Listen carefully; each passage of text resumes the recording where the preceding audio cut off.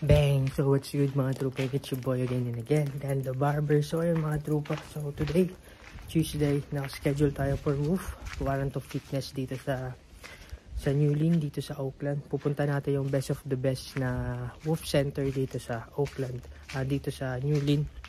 Kita-kits sa mga trupa. And it's your boy again and again, Dan the Barber. Clap!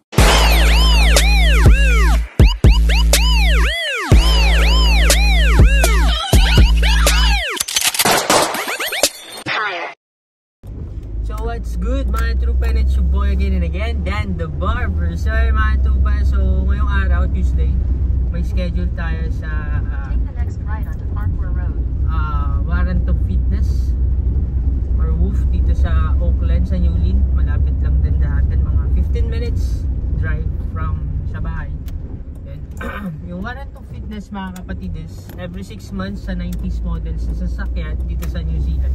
Kailangan natin siya para makita kung pwede pa rin ba sila sa road. So yun, hindi kagaya sa atin sa Pilipinas kasi na ang ginagawa natin is pag may naramdaman tsaka lang ipapacheck up. Dito every 6 months gusto nila din na safe lahat ng sasakyan na ginagamit on the road. So ayun mga kapatid, punta tayo sa Newlyn Motors. Ilalagay ko na lang din sa pwede nyo siyang lang hanapin sa Google Map, Newlyn Motors. Yan, mahanap nyo. Sobrang bait itong mga trupa natin na yun. So, papunta na tayo doon eh. So, Kids! It's your boy! Again, Dan the Barber! So, ayan mga trupa. So, kanina medyo maaraw na. Tapos ngayon umuulan. Yan yung weather dito sa New Zealand mga kapatid. So, weather dito sa New Zealand, 30 minutes na uulan, 30 minutes na araw, minsan 15 minutes pa nga. So sa isang araw is mararanasan natin yung apat na weather ba? Basta pabago-bago ng weather mga tropa. So yan, samahan nyo akong pumunta sa Whoop Center, best of the best dito sa Oakland mga kapatid. Ayan, kliyente rin kasi namin sila dun sa shop. So nakaschedule tayo for today. Enjoy natin ang rainy road trip ng trupa kasama si Paul. See?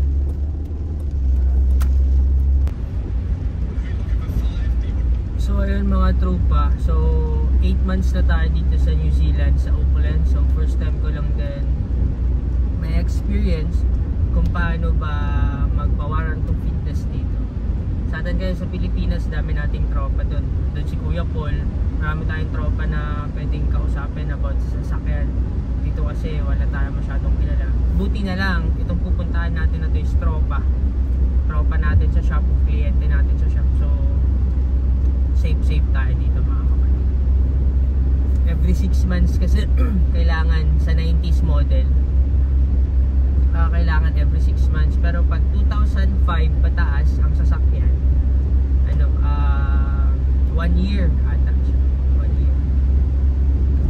Correct me if I'm wrong. Yes. Correct me if I'm wrong mga kapatid. So ayun. So drive lang, chill lang, maulan na umaga mga kapatid. Samahan nyo ako sa munting vlog ulit. Balik tayo mag-vlog mga kapatid. So ayun mga trupa, so nandito na tayo sa Newlyn Motors. Ayun na si Paul C. Isi-service na siya, i-check na yung mga ilaw, lahat kung anong kailangan i-check. Change oil na rin siya, tapos check din yung gulong kung paano. So dito na tayo, Newlyn Motors mga kapatid. So ayan, check nyo sila, Google Map, Newlyn Motors. Peace! So ayan mga trupa, sini-check na nila. Ayan si sir, hanapin nyo lang sila dito sa Newlyn Motors mga kapatid. Ilalagay ko yung, hanapin nyo sa Google Map yung mga tropa dyan sa Oakland. Check na nila yung mga kailangan i-check para safe to go. Ano mga brother, mga tropa, chine-check nila yung seatbelt, lahat. Chine-check na nila lahat yung sa loob ng sasakyan para pumasa dun sa warrant of fitness mga kapatid. So solid dito sa Newlyn Motors. Yan. Checking na sila sa mga seatbelt, kung okay ba yung seatbelt, working ba. Tapos na rin sa dashboard. Yan. Buti napalitan na natin yung dashboard mga kapatid. So safe na tayo doon. Ayan si Paul. So yan mga trupo, naka-lifter pa si Polsi. So makikita natin dito, lahat i-check na nila yung gulong. Sa ilalim, di ba? Oh. Ganyan sila dito magtrabaho, men. Quality. Next one. Yung mga trupa, chine-check na nila. Mga lahat i-check lahat. At least talagang mga trupa solid na i-check nila lahat yan para ma-approve yung warranty fitness natin. So ayun mga trupa, so kanina diba umuulan nung papunta tayo, tignan yung araw, diba? Umaaraw na. Yan dito kalupit sa New Zealand, sa Auckland. Nandito na tayo sa Newlin Motors mga kapatid. So chine-check na nila si Fifi, si Polsi, ayan, nandun na siya. So, yun, bisitahin sila dito, ang lupit. So, yun mga trupa. Tapos, na-check yung pangilalim. Iti-test drive na nila kung pwede ba si Polsi. Yan, mga trupa, diba? Salamat sa lahat na nag-tip.